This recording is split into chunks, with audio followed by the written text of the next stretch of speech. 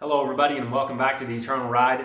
This time of the year has always been one of my favorite times of the year.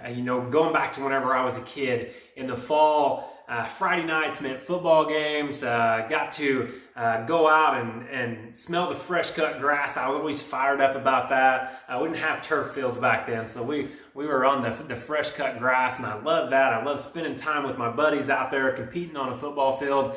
That was always a great time of the year for me. And as we got older and we had our own kids, we were chasing them to do the same things, chasing Dalton in his football and Alexis and Courtney playing volleyball. And we always had those activities to go do. But any chance that we got, we always liked to get out into the woods. And actually Dalton, he got me into hunting early on in his life, and it's something that's kind of stuck with me. But one of the things I enjoy most about getting out in the field is just seeing God's creation. Now Emma, she absolutely loves to hunt, and come October 1st, she's already been prepared for the previous 2 months on getting ready for deer season to start. And she knows when opening weekend is every year, and she's ready to get out into the stand. And I love that. I love being able to spend that time with her. It's just me and her sitting in a two-man ladder stand, waiting for that elusive buck to be able to come through. But one of the things that I really enjoy about this time of the year is just looking around and seeing God's creation at its finest. If you look out across our pasture, you're going to see every color of a tree that you can imagine. We've got obviously green, but we've got red and orange and yellow, and just the colors are vibrant this time of the year. We have new baby calves hitting the ground. That's something that's always exciting to see, that new life coming into play.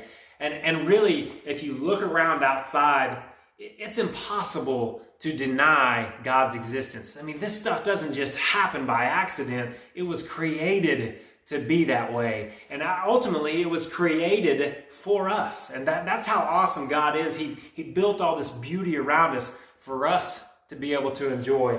There's a passage in Romans chapter 1, verse 20. It says, "For since the creation of the world, God's invisible qualities, His eternal power and divine nature have been clearly seen, being understood from what has been made, so that people are without excuse." You see, everything that we see around us is proof of God's existence. These qualities from what God has made, they should just jump out at us. We should see God in everything around us. And even more importantly, I'm going to flip over to Psalm 139. And this is a bit of a read, so stick with me. But it says in verse 1, it says, "You have searched me, Lord, and you know me. You know when I sit and when I rise. You perceive my thoughts from afar. You discern my going out and my lying down. You are familiar with all my ways. Before a word is on my tongue, you, Lord, know it completely. You hem me in behind and before, and you lay your hand upon me. Such knowledge is too wonderful for me, too lofty for me to attain." And I want to skip down to verse 13. It says, "For you created my inmost being. You knit me together in my mother's womb, and I praise you because I am fearfully and wonderfully made." When you look outside, you see God's beauty. You see His majesty in all that He built. But His greatest creation is you. His greatest creation is me. When He created mankind, it says that we are fearfully and wonderfully made. He knitted us in our mother's womb. I mean, he built us exactly how He wants us to be. And so many times we get caught up on things. We look in the mirror and we say, "Well, I don't like how my ears look, or my nose, or my cheeks, or I'm too puffy, or I'm too thin." And we want to pick ourselves apart. But God made us perfectly how He wanted to build us. And God doesn't make mistakes, so understand that you were built perfect for your purpose on this earth.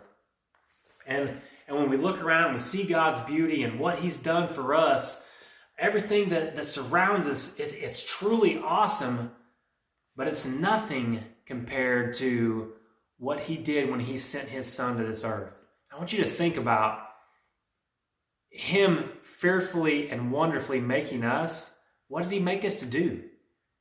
He made us to have a relationship with him. And he sent his son to this earth to teach us how to live, to teach us how to treat other people, to teach us how to love and have compassion and kindness towards other people. But he ultimately sent him here to sacrifice him for us.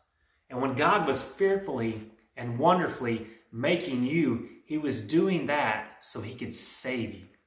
He was fearfully and wonderfully bringing you into this life, into this onto this earth to be able to live, but ultimately to be able to save us from our sins. And so he sacrificed his own son to be able to do that for you and to be able to do that for me. And that is awesome. As awesome as it is to look around, to see God's majesty all around us from the things that he's created, it's even more awesome to think about how he created me and gave his son so that he could save me. Save me from what? Save me from my sins, save me from my shortcomings in this life, but save me so that way I can spend eternity in heaven with him. And that is awesome. That is truly the most amazing creation that God has put out there. His plan of salvation, his plan to save us from our sins. I pray that this message has been of some benefit to you. But whenever you go out into the world today, whenever you go outside and you look around, I want you just to see God's creation at work. Look around and see how awesome and how just amazing God is for his creation. And then I want you to go look in the mirror and say, this is God's creation too. And he built me to serve him. He built me to save me. And I pray that for you. I pray that you will choose to follow God, that you'll choose to follow Christ and choose to make Jesus Christ the Lord of your life. And if you choose to do that, and you follow him and you're obedient to him, then you're going to get to spend eternity in heaven with our Creator, the one who made all this awesome stuff here for us to enjoy. And he's got a place that's even 100 times better, more than we can ever imagine, prepared for us in heaven.